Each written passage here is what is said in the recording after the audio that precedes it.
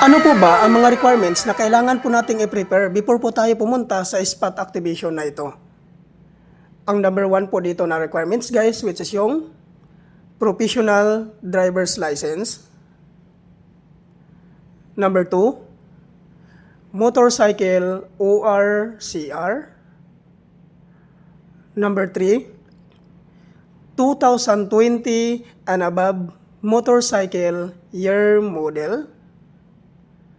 Number 4, police clearance. At number 5 naman po, NBI clearance. Kung sakali naman po wala po kayong NBI clearance at police clearance, pwede naman po ito follow.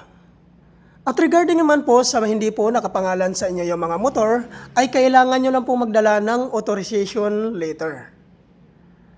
At kailangan po guys, hingian nyo po ng one valid government IDC owner, ipotocopy nyo po, at papirmahin nyo po ng 3 beses sa baba. At tungkol naman po doon sa mga sikanhan po na pagkabili ng kanilang mga motor, ay kailangan nyo lang po magdala ng deed of sale.